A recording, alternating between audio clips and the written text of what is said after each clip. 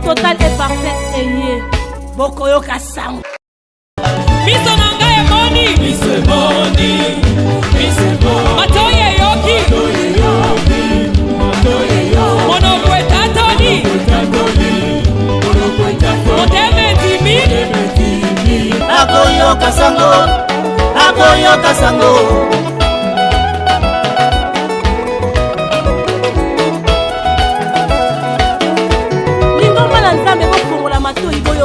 sango malamu esi ebeyemi na bandako na bino motindami na nzambe ya solo asi ya ye délivrance totale et parfaite eye bokoyoka sango ndeko papa ndeko mama ndeko elenge ya mwasi to ya mobali esika nyonso émission na biso nteke na kolo ekuti yo topesi yo mbote yo moto ozwi rendez-vous na biso oyebi ete tozalaka chaque mardi chaque jeudi chaque vendredi na 19h05 na RTVL toyelaka bino bafete de l'éternel oyo prophète messager Emmanuel Dodi amema toutaki kozala na bino na semaine outi koleka tolobelaki sur le fête de l'éternel mais tolobelaki fête ya kelelo nazanga moko te na plateau nazana ba oyo ba bibengi bango moko basali ya prophète messager Emmanuel Dodi wana na baluki na mpanzi nazana pasteur Thomas Tosha na pesi mbote mama Sophia mbote na bandeko bazolanda biso topesi pe mbote na notre père le prophète messager Emmanuel Dodi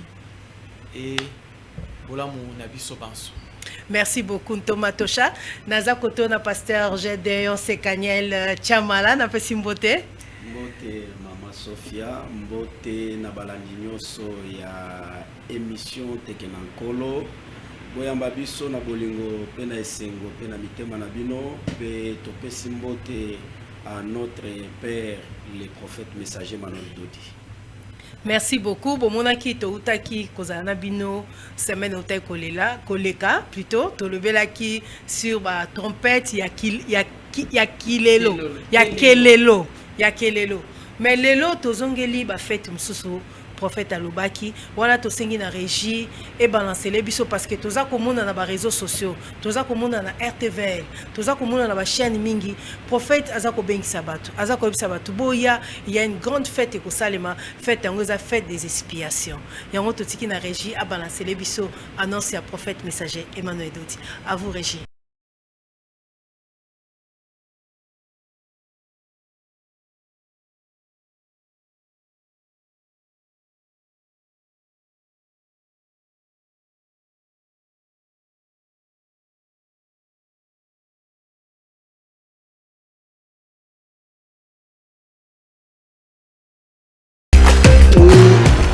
Bien-aimés dans le Seigneur Jésus d'ici et d'ailleurs, me voici moi le vôtre devant vous.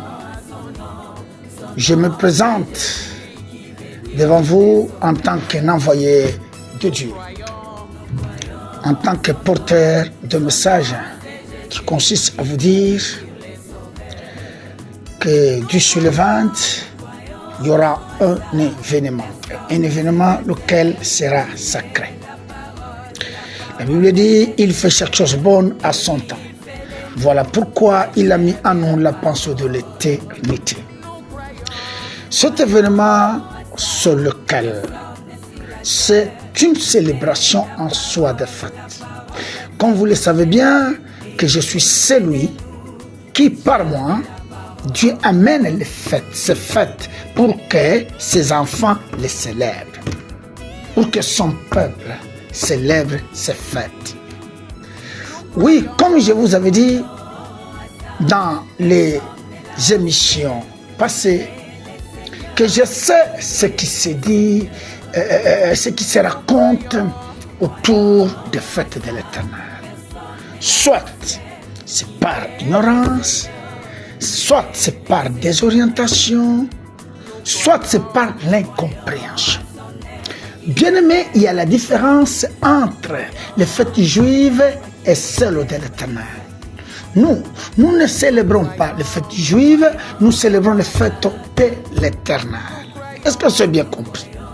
Lévitique 23, de 1 à 4, il est dit: voici les fêtes de l'Éternel que vous célébrerez, que vous publierez à leur temps fixé et de génération en génération. Est-ce que c'est bien compris? Voici les fêtes de l'Éternel. Il n'est pas dit que voici les fêtes juives. S'il vous plaît, mes amis.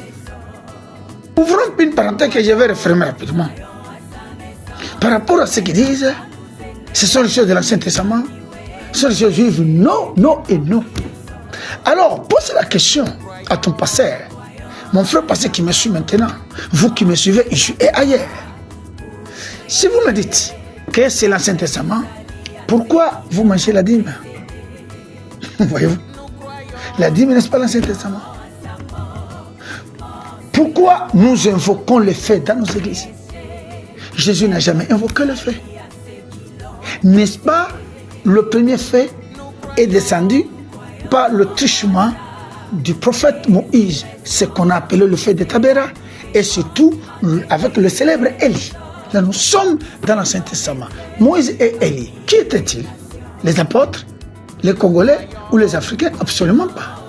Autant nous croyons que Dieu il est celui par Moïse, le feu de Tabéra est descendu. Croyons aussi que par le même Moïse, Dieu nous a donné les fêtes. Alléluia. Très important.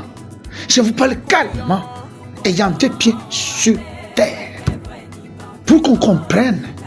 Bien-aimé, rien et rien n'est au-dessus des fêtes. Prier, c'est bien, mais prier selon Dieu, c'est mieux. Prier selon Dieu veut dire quoi? C'est faire ce que Dieu veut que nous fassions. C'est faire ce que Dieu veut que tu fasses. Veut dire prier selon lui. Et prier selon lui, c'est observer les fêtes de l'Éternel. Je n'ai pas rejeté toute prière faite en son nom. Parce qu'il est dit que prier sans cesse, je suis d'accord. Je dis c'est bien. Mais il est mieux de prier selon son temps, selon ses fêtes. Voilà pourquoi je suis venu vous inviter. Dessus le ventre, il y a un événement sacré. Nous célébrons la plus grande des fêtes qu'on appelle la fête des expiations. Ça veut dire quoi, la fête des expiations? Oh mon Dieu, oh ma foi.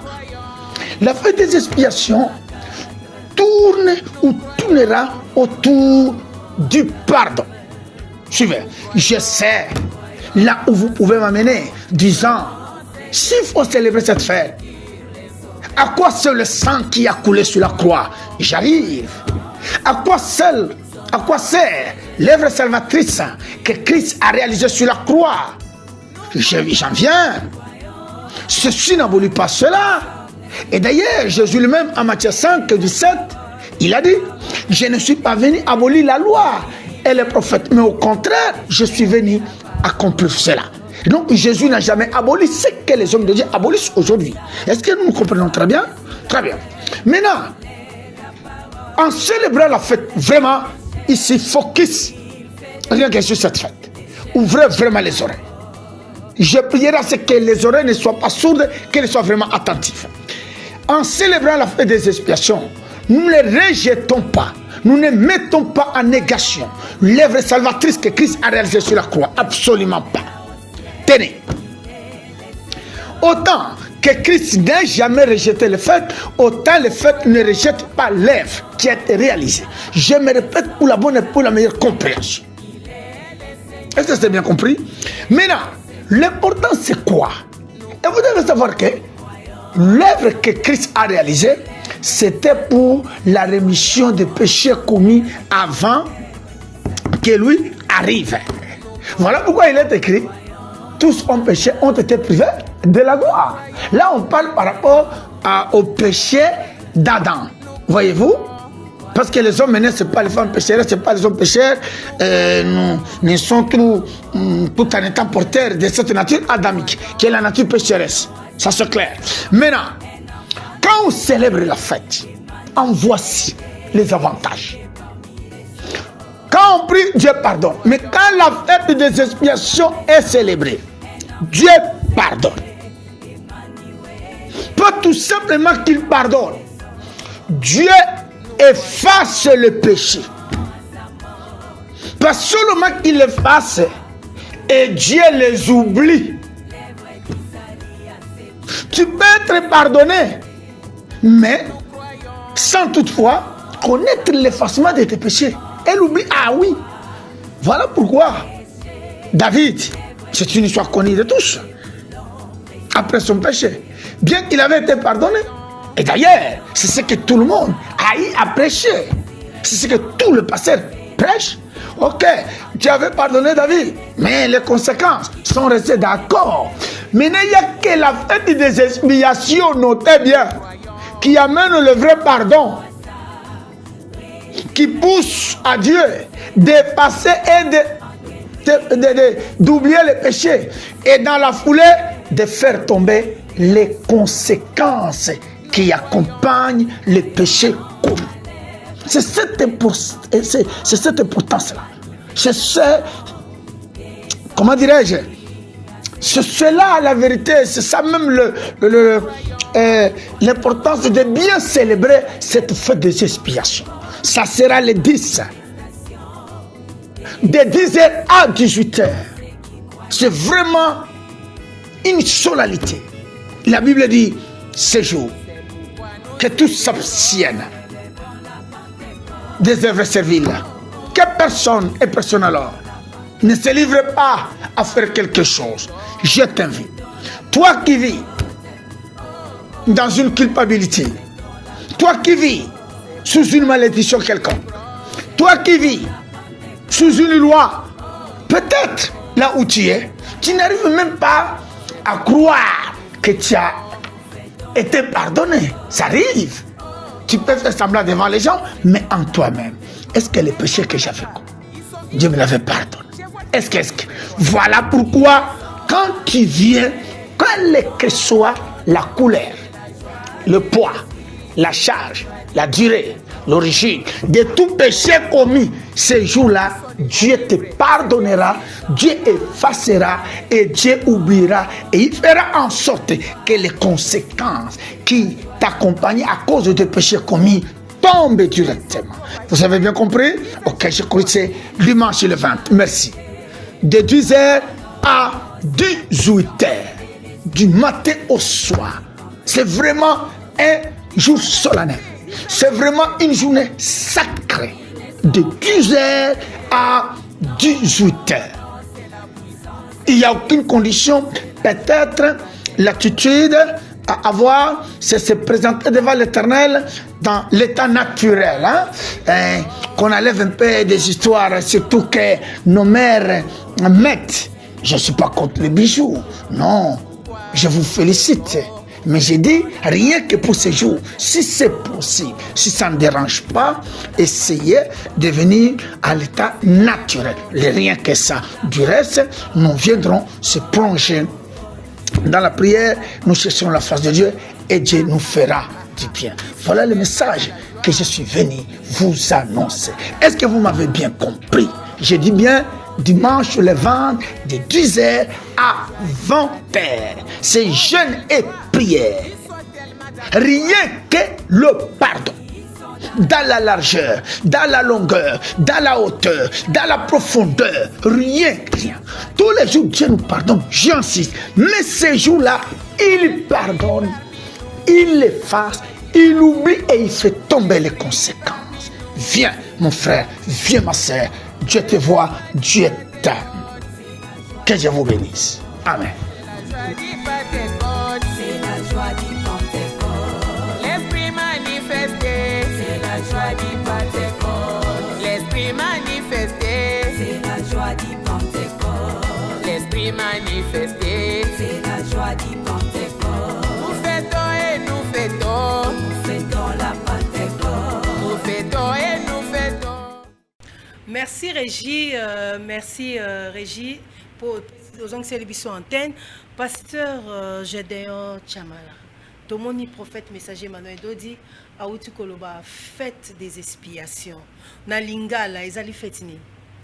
Merci beaucoup na balandinyo so bazona na biso le loto hier ko beta CT pour na ko préparer lingomba ko préparer bana nzambe nyoso na événement munene oyo ezoya liboso na biso oyo kozala célébrer le 20 octobre de ce mois et bengami nteke ya bolimbi samia bamasumu nteke ya bolongoli ya masumu teke ya bolimwisami ya bamasumu na vie ya mutu. Bandela na pasteur lobi teke ya ko bolimbisani masumu. Bolimbisami ya bamasumu. Bolimbisani ya bamasumu. Bolimwisami ya bamasumu. Bolimbisani faire disparaître. C'est-à-dire balimbisi, balimwisi, balimwisi, puis babosani. Pe babosani. Voilà. Nde fête yango prophète. Nde événement oyo fête oyo toko célébrer le 20 octobre ya mois oyo. Ya mois oyo. Voilà. OK. Tomatosha. Oui maman. Mutune bandi koya. E bandi koya. Omoni tu wana na tuna kibino na lobaki ete est-ce que prophète messager azo memela biso ba fête juif to ba fête ya ancien testament. So to tangi pe to fouiller pe na Bible depuis prophète alobi ba annonce to monique abimisa ki on a versé moko na Lévitique hein. Lévitique 23. Lévitique 23. Ouais. Les appels na kati ya ancien testament. Oui. Les na kati ya ancien testament. Mais sikoyo na nouveau testament ba ela biso ke osali lisumu bolimbisi me pesa mimbala moko. Mais sikoyo prophète a eli biso alobi ke toza na jour ya munene. Apeseli yango pe date. Alobi pe batu bakoya de quelle heure à quelle heure? De 11h à 18h. De 11h à 18h. Batu bakoya. Bakoya po balimbisa na masumu po masumu nyoso batu basalaka elimbisa makate. De wana eza ndenge ba ancien testament bazaki kosala te. Merci beaucoup maman Sophia. Je crois que bandeko bazolanda biso to na ba catégorie ebele. To na catégorie ya liboso oyo ezo reconnaître que la Bible ezali beaucoup et sainte. Tout ça na catégorie mususu pour na bango Bible eza etali bango te. Je prends par exemple les musulmans et les autres confessions religieuses. Mais ici tant tozolobela ba teke na nkolo oyo e bengami les fêtes de l'Éternel ezotala ni juif ni musulman ni kimbangiste ni bouddhiste ezotala batu nyonso oyo babotami. C'est-à-dire quoi? C'est-à-dire dans le fête de l'Éternel il y a 3 dimensions. Dans la fête de l'Éternel il y a 3 objectifs. La fête de l'Éternel, on a premièrement la création. La fête a existé depuis la création, Genèse 1:14. OK. Moutounion surtout oyaza ko exister, il doit célébrer les fêtes. Oyazana bomoy. Oyazana bomoy. OK. Yami Bale. Dans la fête de l'Éternel, il y a l'éternité. Oyo nyonso azako ndimela, azo croire que après cette vie, il y aura une autre vie. Il est obligé à condimela le fête de l'Éternel ou de célébrer les fêtes de l'Éternel. 3. Baoyo awande siko na yeko talisa vraiment l'importance ya kozala kati na nkolo dans la tina to bengi yango nteke kati na nteke na nkolo. Nteke na nkolo. Parce que dans le fête de l'Éternel, c'est là où s'explique clairement exactement musala oyo nkolo ayaki kosala. Parce que toutes les fêtes de l'Éternel ndengo tikoloba yango ezalaki na Lévitique et Ancien Testament. Oui, Jésus alobi na Matthieu 5:17. Je ne suis pas venu abolir la loi et les prophètes, mais je suis venu les accomplir. Les accomplir, c'est-à-dire quoi? C'est-à-dire la loi et les prophètes, qui avec la loi et les prophètes, c'était l'ombre. Mais quand le Seigneur aye siko ko matérialiser yango, ko accomplir yango, ko pesa yango accomplissement. Je donne un exemple, la Pâque. Mais banezay bando célébrer Pâque comme souvenir. Yani ndenge nzambi abimisaka bakoko na bango na wapi na Égypte. Mais tomoni na même date Yesu tangwaye pona akokisa musala na ye la Pâque avec les chrétiens et komi mokolo ya kufa ya Yesu pona biso to bota makasi na bonza. Toma wanoke mupanzite po bano community côté ya biso ba création biso tozolobela nteke ya bolimbisa ni masumu. Oui, merci maman. Avant to koma na teke ya masumu, faut te ba teke ya masumu ngo uti wapi? Parce que Toza d'abord, ici c'est l'introduction. L'introduction, nous célébrons les fêtes de l'Éternel. Et ça fête mon côté. Et ça va fête Ebélé. Quand na ba fête wana, to célébrer déjà Ebélé, to tikali pe nandam. Parmi ba fête o to tikali, c'est-à-dire parmi misala o fait sala makati na biso, o tikali kolekela mbula. Ecclésiaste chapitre 3 verset 11. La Bible nous dit Dieu fait toutes choses bonnes à son temps. Bien que l'homme n'arrive pas à saisir l'œuvre que Dieu fait du commencement jusqu'à la fin. Moula ndenge bandaka. Eza musala nzambe fait sala na vie ya bana batu. Toleki déjà ba mois ebele, c'est-à-dire ba fête ebele si musala et salami.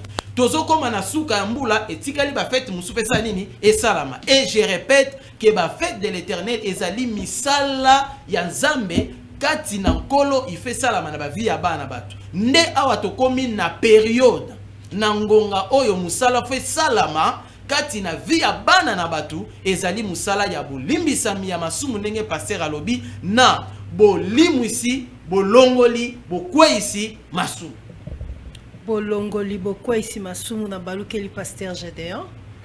Pasteur Gédéon mikolo nyonso totangaka pe Bible tonayebi ke naza devant ba pasteur pe nayebi pe ke ba pasteur basala ba théologie bazolanda biso. Que si tu confesses de ta bouche, si tu confesses de ta bouche, si tu crois dans ton cœur que Dieu l'a ressuscité des morts, et si tu confesses de ta bouche le Seigneur Jésus, tu seras sauvé. Bon, on est à côté mususu, on a Bible non de batangi Bible. Côté au Bible le barali kambaroli misama sumu za verset ni. On va voir que ceux qui commettent pour ça les péchés, bah mon konzambe alimbisio, ezara verset ni. Ce qu'on s'allie ma sumu. Osali lisumu nzamba limbisio mbala moko. Donc so osali lisumu fukami osengi nzamba limbisio, nzamba limbisio. Ezaka verset to kango ba pasteur bote ya biso ndingo nati. Comprendre parce que notion ya limbisa masumu ezali vaste. Masumu limbisa makana balolenge ebele. Il y a le pardon du péché par la repentance, il y a le pardon par la grâce, il y a le pardon par la foi, il y a aussi le pardon par les expiations. D'accord. Merci. Si vous toquez na pardon par repentance, par pasteur Gédéon, na zonge Lionel.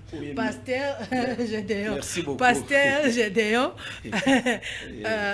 Olimbisi wana repentance. Bana nzambe bazolanda biso. Merci. Bazo mituna. Banda kala tango basengaka nzambe alimbisa bango ba masumu basalaka masumu wana elimbisa makate et kozelaka un jour au prophète a ekoloba ke le 20 des jours il y a grand pardon grand jour est-ce que masumu wana bato basalaka masumu wana liboso wana elimbisa masumu bagarda kango banda janvier ti bazeli le 20 octobre pour ya kolimbisa ma na mutuna ne eyelinga ngwana à vous pasteur Gédéon. Merci beaucoup, bonne question. Na ligne d'abord na fixé quelques points pour na bana nzamba zolanda biso ba comprendre. Et loko aliboso to tiko célébrer fête des trompettes. Au fête ya trompette ya qui avant fête ya des expiations. Et objectif ya fête ya trompette ya qui ko avertir biso na o etali ba danger. Au danger à liboso c'est le péché. Donc fête et à trompette et à qui avertir biso na etali danger et à péché. Si ma ya avertir biso na danger à péché maintenant, péché wana eza danger. Il faut maintenant fête oyo ye ba bengi yango fête des expiations. Péché wana ezala nini ezala ôté. Elongwa. Ba longo lango parce que eza danger.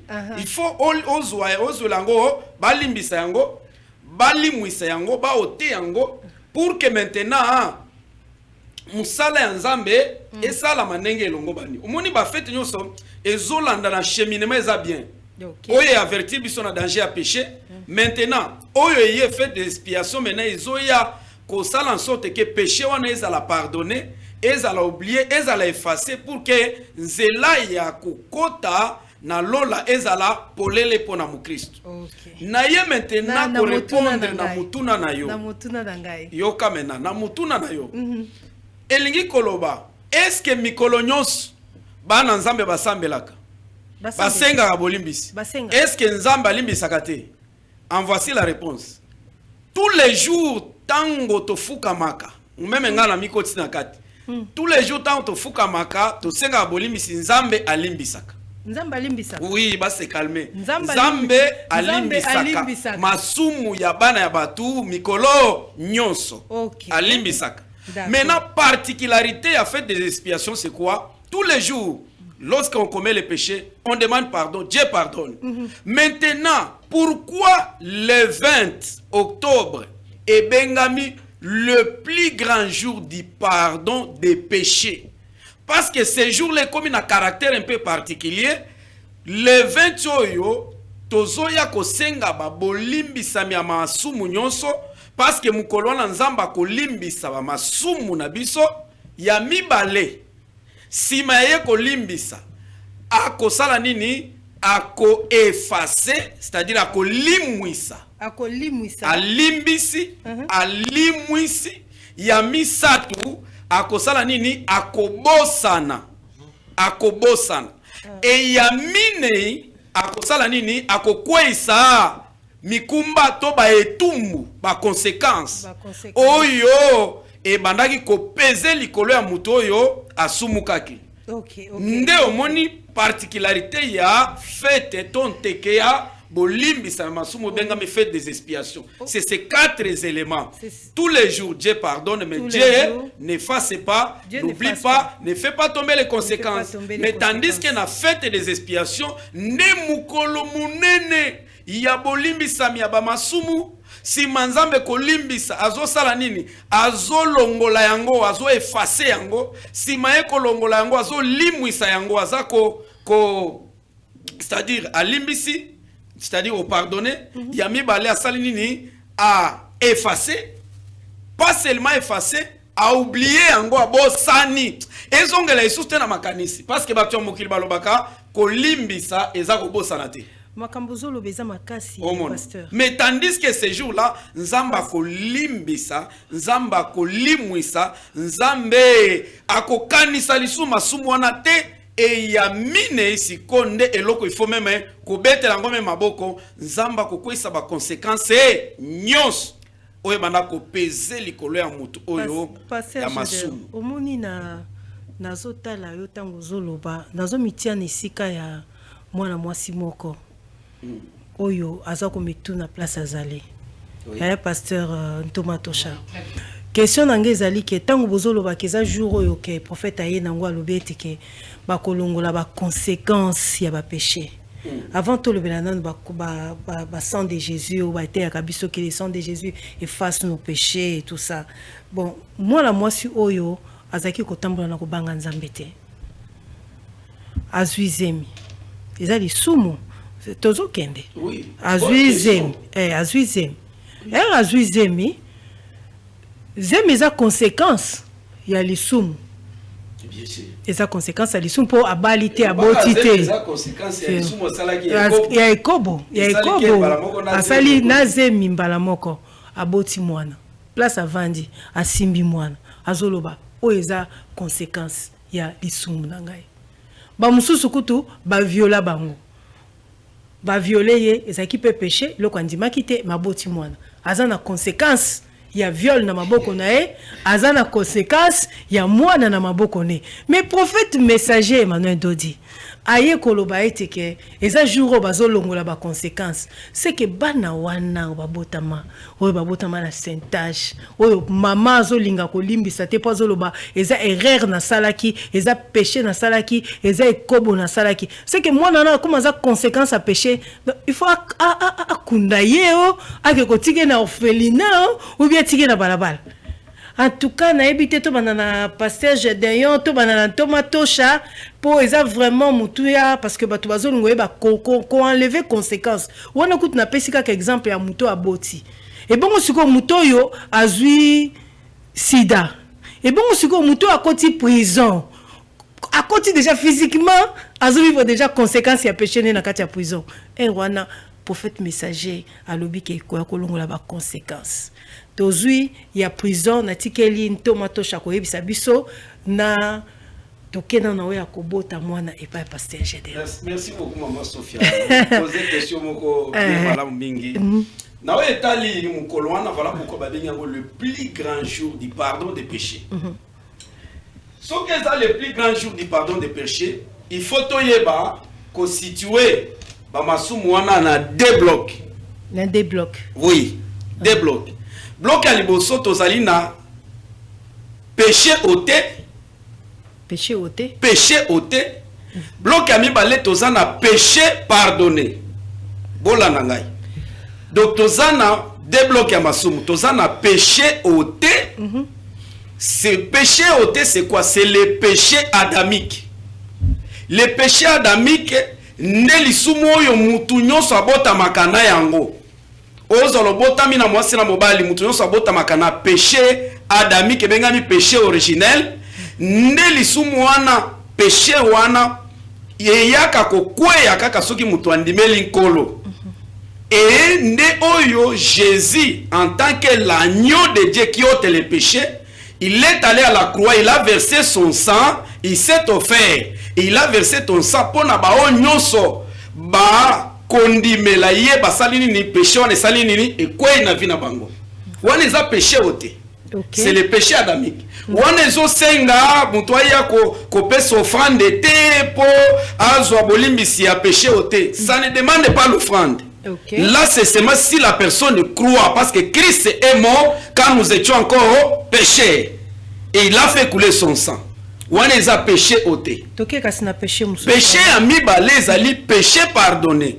Omoni kombo nango péché pardonné. C'est-à-dire ezali péché que la personne a commis. Mutu yo moko za responsable kolekela ba acte na yo.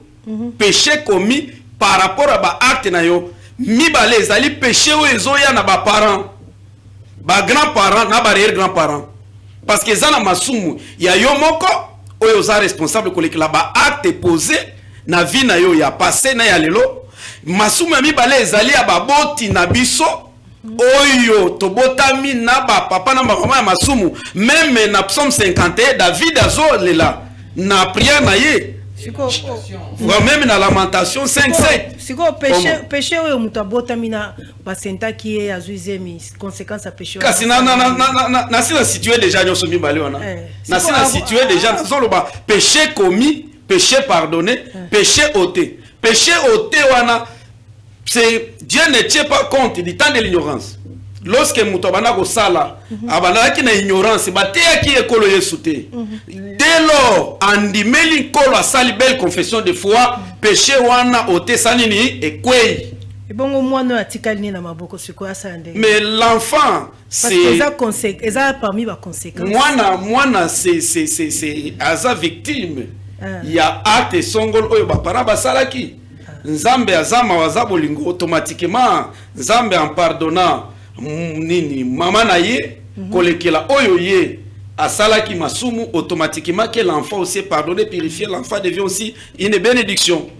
Maintenant moi na siko kokola pe il faut alanda mena nzela ya Nzambe il faut pas ya kondimela abanda siko koluka délivrance peut-être ya ba masumu na ba acte posé oyo asalaki na vie na ye. Ok, maman place aux alliés au lundi biso comprendre que moi nana donc aboka mwana wana teke mwana wana aza malédiction boyena boyeno aboka ete ndeko mama ko boaka mwana wana te eza conséquence au Nzambe si alimbisa et puis le 20 yomoko koyoka makambo ko salama na baluki siko koto bato bazolanda biso na prison ntomatosha conséquence ya péché na ye a salaki kikuluna abukaki abomaki akoti na prison siko conséquence elandi déjà aza na 4 murs ya prison bozo que conséquence kolongwa ye akolo akobima prison ako disparaître na prison bala moko ou bien osala ndengene. Merci beaucoup Maman Sophia. Je crois que biso tamutoye awa toyete na oetali mibeko. Toye na oetali bunzambe. Parce que kati na ba conséquences, il y a conséquences liées na loi, hein, ya mboka et puis na oetali lilobana nzambe. Maintenant, na yeli biso bandeko oyo toza ba victime ya mabe oto salaki ya masumu oto salaki ngana bengi yango mabe parce que tout des fois ba comprendre que les péchés il n'y a tout simplement mabe oyo o salaki to baboti basala et sali ke lelo ozala oyo zali okanaki yango te Ndenge pasteur a démontré biso, expliqué biso des niveaux. Donc c'est ça en soi. Maintenant, ezala dans la création, avec Adam, ezala dans la rédemption avec Jésus le Seigneur. Toyeba ke Nzambe aza likolo ya nyonso. Dieu est amour et Dieu est bon. Alingi bolamu ya batu nyonso. Écoutez, batu bayebaka te que bomo ya mutu ezo dépendre kaka te na oyo botami na yango. Mais esengeli oyeba okoko botama mutu ya pasi. Mais soki ondimeli nkolo, omi pesi na bonzambe, nzamba za capable ko bongo la vie ya mutu. Pona koloba nini, osalaki masumu emaki yo na prison. Osalaki masumu esalaki oboti mwana. Ozangi ata moyen ya kobokola mwana wana. Osalaki masumu esalaki okwei moko malade, obeli sida. Osalaki masumu esalaki même musala esanini ebeba. Osalaki masumu eyaki kosala même que batu babwaki saki yo. Yeba que na nyonso tu wana okota prison. Oboma ozanga obela yeba ke Nzambe na mawa, Nzambe na bolingo ayepo na asunga yo. Fête ozo yoka, la fête du grand pardon et des expiations. Eza fête oyo eyepo na bolamu ebele yoka. Masumu monaka, masumu e blokaka. La Bible nous dit tous ont péché et sont privés de la gloire. Okay. Vous voyez? Batebele basumuka. Namasumu wana bolamu fallait landa bango et landa bango te. Et le malheur poursuit celui qui pêche. Moi nazwaka ba verset ibale wana. Privé de la gloire et le malheur poursuit celui qui pêche. Au moins que par le péché malheur ebandi ko landa mutu. Na malheur wana liwe zo landa mutu. Malheur wana maladie zo landa mutu. Malheur wana souffrance landa mutu. Privé de la gloire, mutu fala comme mutu munene péché c'est nini et empêché. Talatina ya fête oyo des expiations et yé pona batu oyo ba malheur e bande ko landa bino ba problème bande ko landa bino parce bande ko landa bino yeba ke na fête oyo soki osali yango Nzamba za capable ya ko influencer makambu na yo suite na yo malheur esa nini etelema ya mibale biso ba e oto la ki privé na gloire hein. Ya kokoma batu munene to ya kokoma mutu munene to ya kosala makama minene soki oleki na fête o Nzamba limwisi alimbisi alimwisi alongoli mabe wana yeba ke makambo na yo fungwami okomona makambo ne bandi ko tambola makambo ne bandi ko évoluer nyonso kokoma malamu mingi. Donc je crois que na ramasser batu prison ba maladie par cause à masumu. Et puis une petite précision na ndenge na otaki ko démontrer des blocs wana. Péché ôté, péché pardonné. D'accord. Péché ôté c'est un péché adamique originel.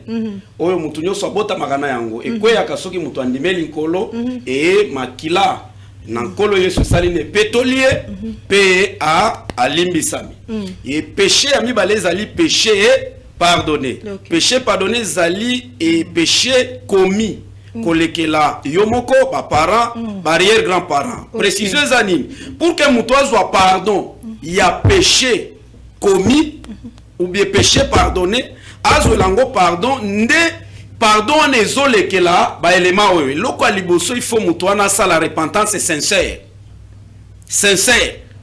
yami balé auquel ba question nga ngala tuna étape ya ba prière ya expiation zandenge nini nazo ba kisaba élément msusu faut mutoa ça lango repentance sincère yami balé il faut mutoa ale kanana réparation à réparer. Parce que masumu nyonso mutu akosala pose lango pardon il faut aller kana réparation repentance sincère réparation ya misa tout il faut maintenant nebola momena fête expiation il faut aya na libonza et pas ya nganga Nzambe munene oya kosalela ye service expiatoire pona kolongola ba masumu wana kolimwisa yango na kokwisa ba conséquences. Okay. Voilà au moins moi précision on a linga ki na yakobakisa po makambo ezala kokoka. Merci pour la précision.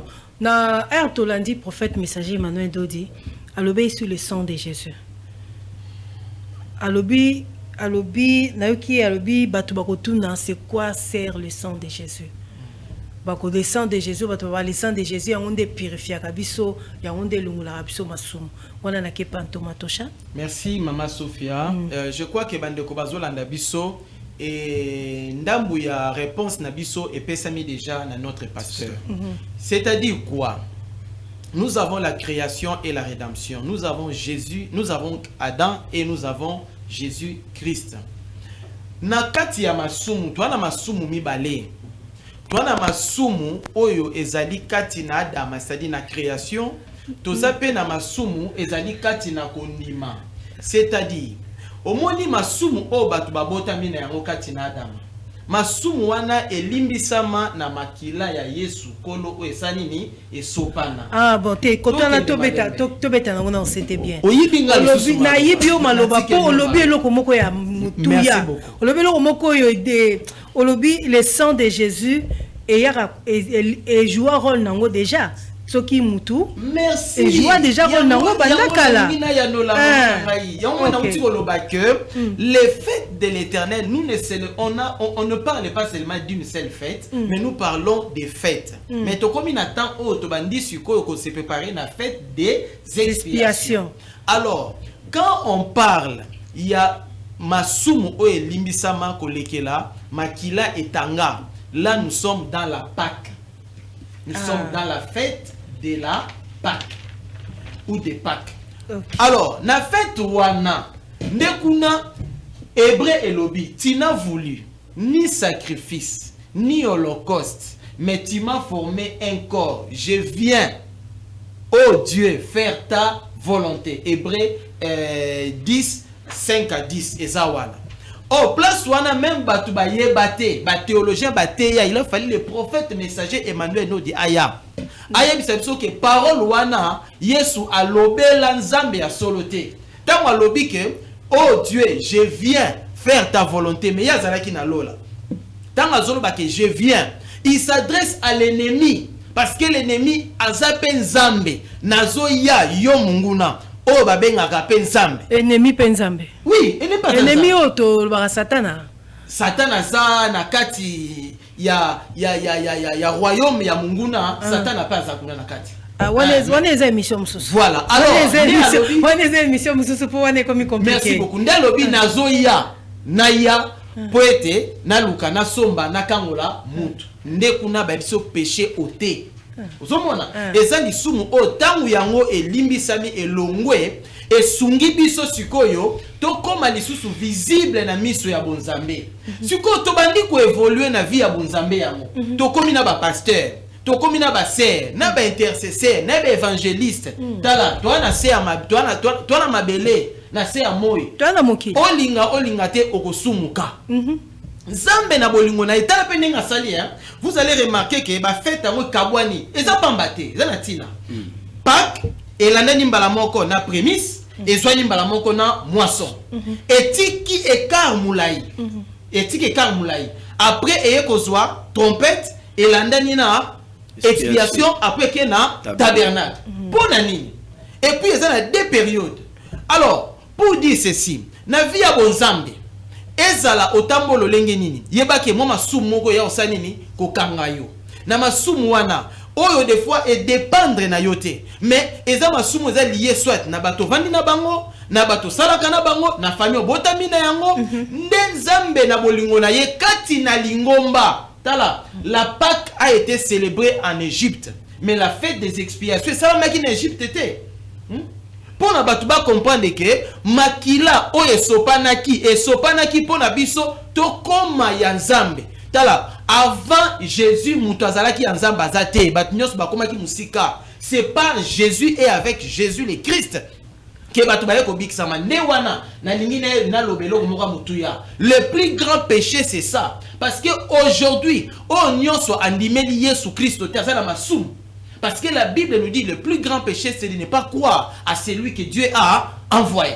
Ce qui va bandi meliete baza toujours na péché wana et que la péché wana baza ba kufi.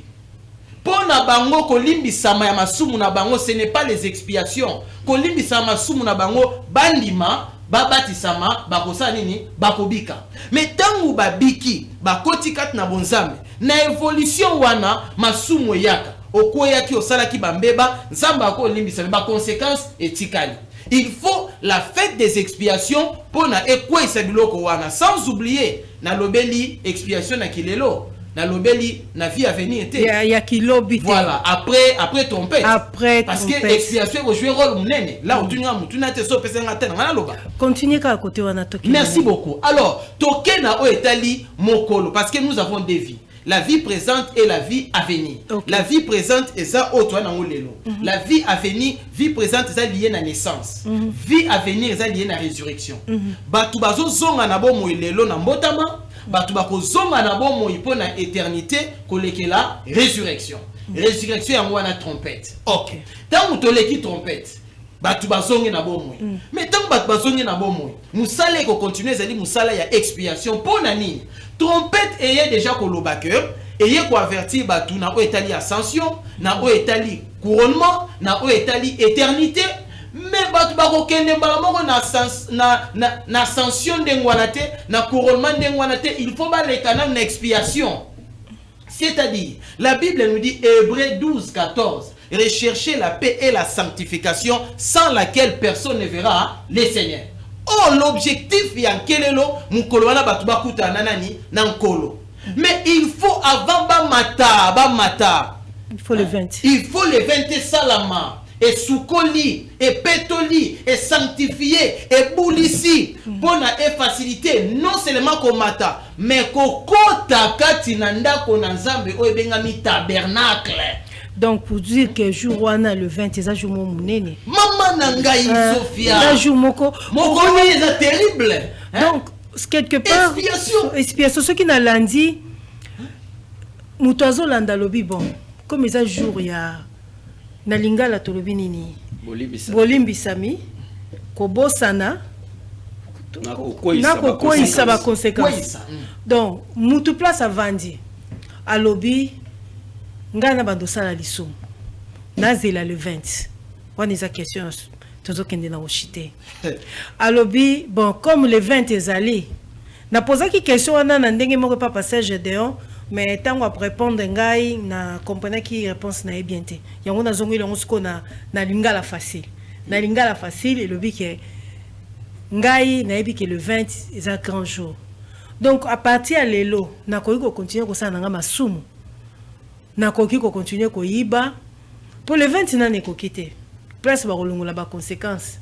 Donc na ko continuer ko sumu kanangai ko kosela batu makambu ko bebi sa réputation ya batu na koki ko continuer nanga ko kota ba hotel na ko tia ko sala masumu nyonso pona ebike na kozela kaka jour wana nde conséquences ko ba na kolongwa.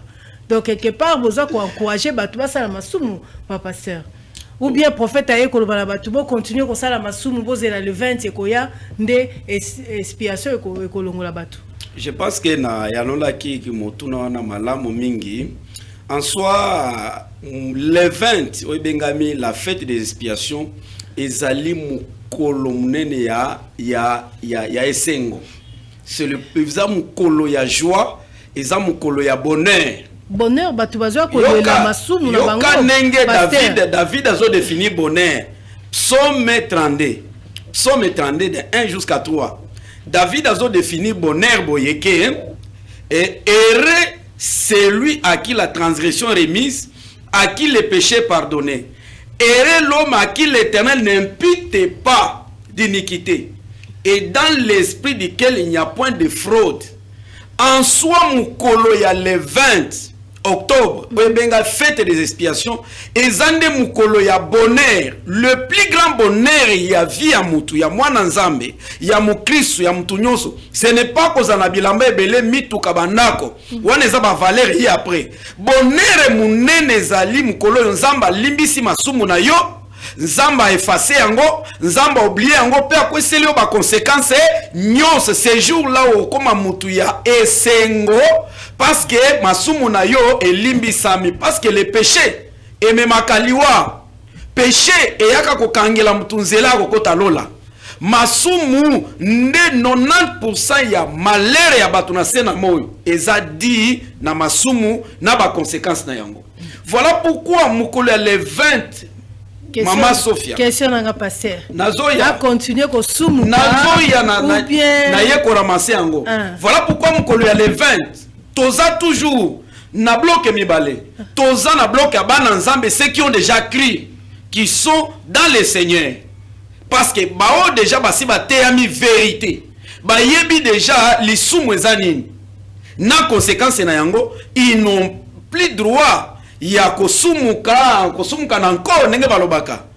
Péché pour na biso bana nzambe tosi toteyami masumu na ba conséquence na yango, péché komi soki koya ezala d'une manière peut-être par accident.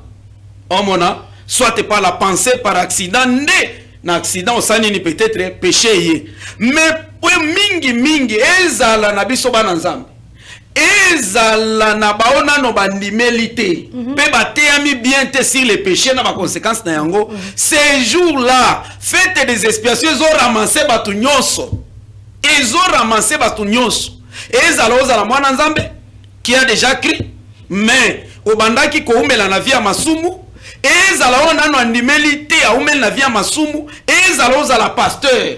Ces jours-là, quel que soit degré à l'isumu oyo, osumu kaki, na yé nazo répondre déjà.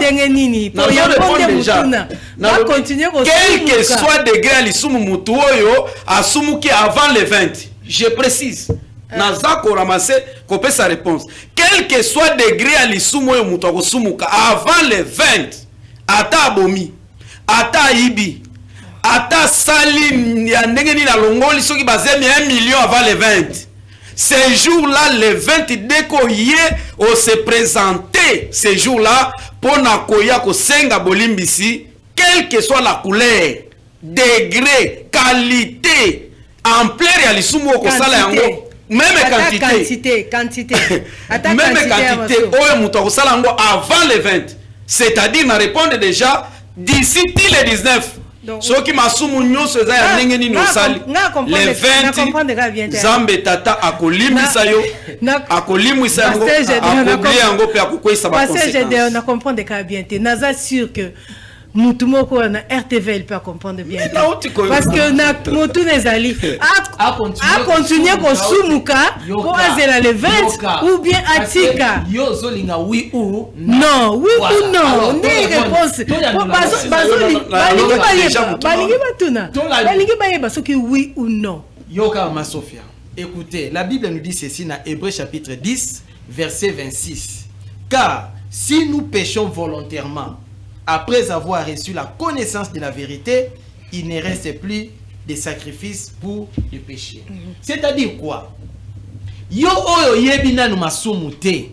Yo yo oyo ozo sumuka sans pour autant o se rendre compte ya boyebi. Te baye bana bango. Muto yebaka. Pose muto a kosi. Aibi bega kosi te maman yo c'est la loi. Wale za ke bana bibeko. C'est la loi de Dieu. C'est la loi de Dieu. Maman Sophia, moi je suis dans la Bible. Soko o répondre nga bongo na kozong sosu na Bible parce que j'ai lu la Bible na otanga sous Bible. Romains chapitre 7 14. Apôtre Paul à la Bible. Je sais que le bien existe et le mal. Mais le mal que j'ai c'est ce que je fais. Le bien que j'aime faire, je n'arrive pas à le faire. Vous allez comprendre qu'en ce moment-là, Moutako yeba masumu, mais Amikuta sali masumu. Pourquoi? Parce qu'il est possédé. Il y a une puissance, une loi plus forte que lui. Et ils ont poussé dans masumu. Talatina. Mokolo y expiation. Il y a les grands, c'est les grands jours de pardon et les jours des expiations. Et l'inkolbani, deuxième phase. Mokolowana, yo oyo ozo sumuka oyebaki te to oyebaki mais o comprendre ozo continuer ko sumuka. Na mela masanga te momeli masanga. Na sala ekobo te na sali ekobo. C'est que oyebi masumu mais il y a une puissance o ezotinda na nini na masumu. Pona yo ekozana biloko mibale ce jour-là, gloire au Seigneur. Et que Dieu bénisse les prophètes. Et que ça la manine, yo oyo ozo senga bolimbisi ya masumu ba kolimbisa masumu na yo. Et ya mibale nguya wana molimo wana oyo tinda kayo na masumu ekozala expier. Tu peux ekozala expier comment?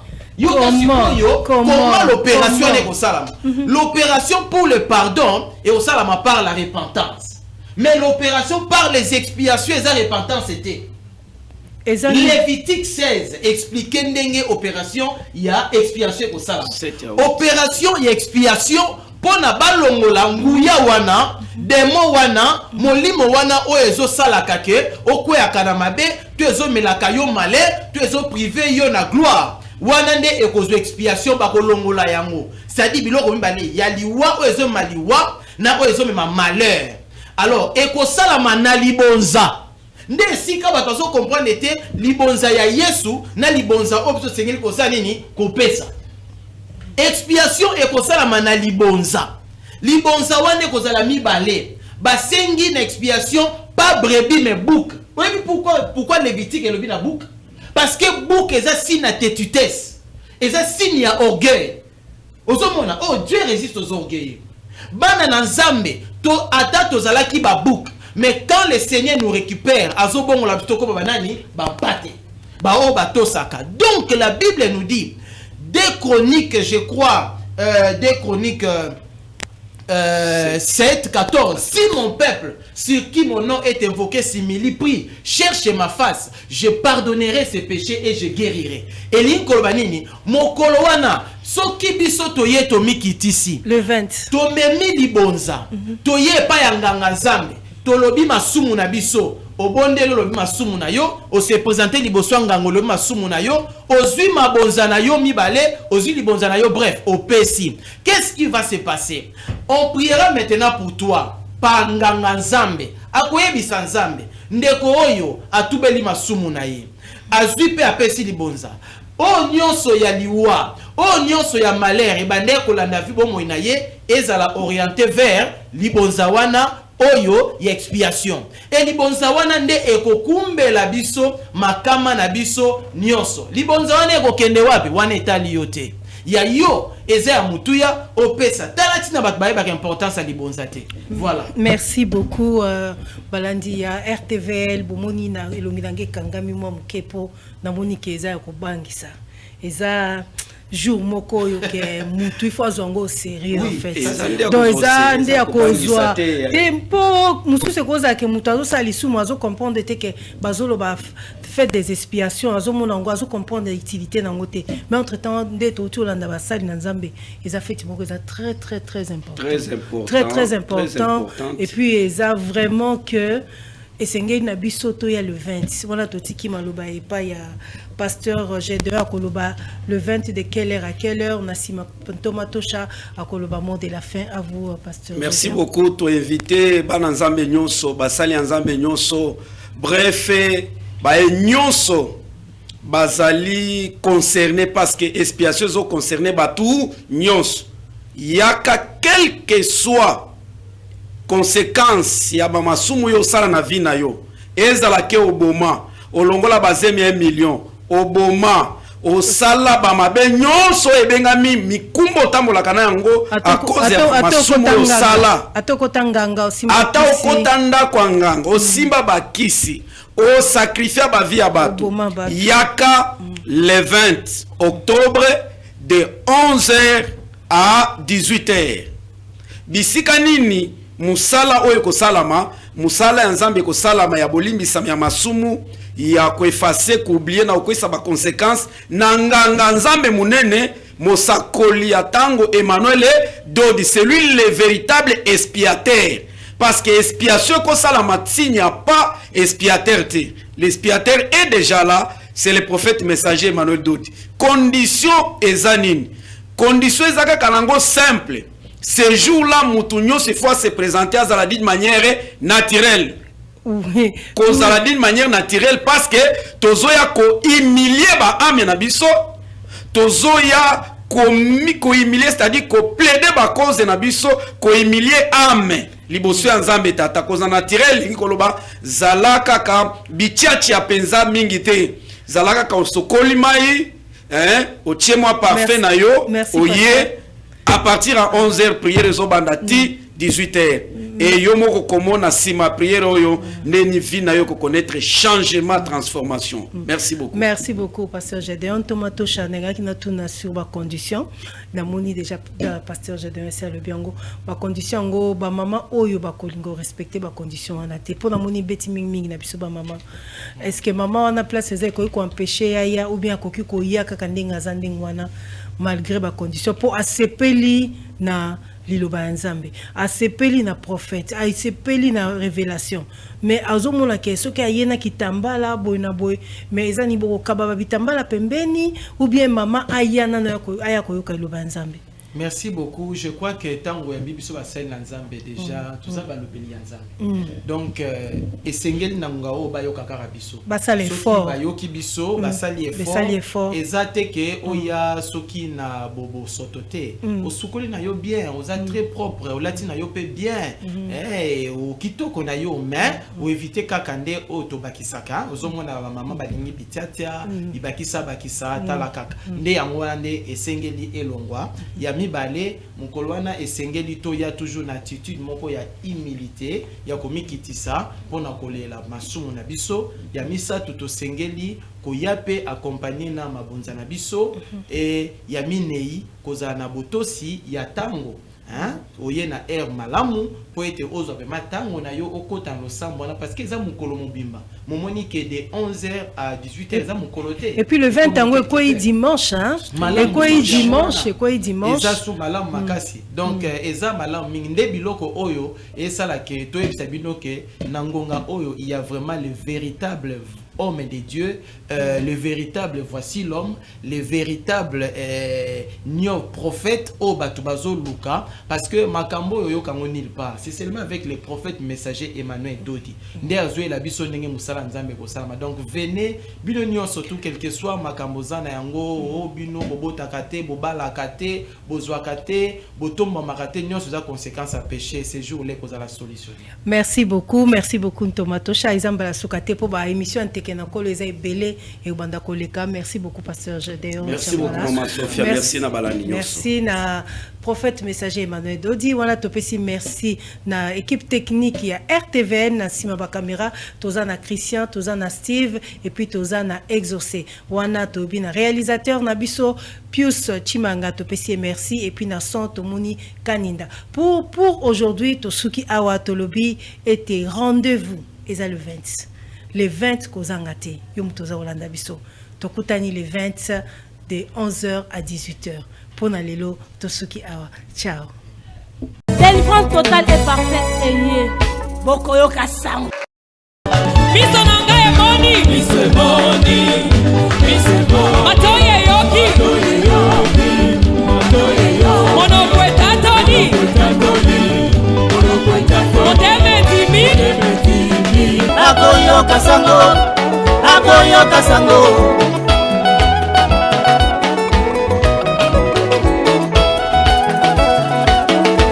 lingomba na nzambe bofongola matoi boyoka sango malamu esi ebeyemi na bandako na bino motinda mi na nzambe ya solo asi aye délivrance totale et parfaite eye bokoyoka sango.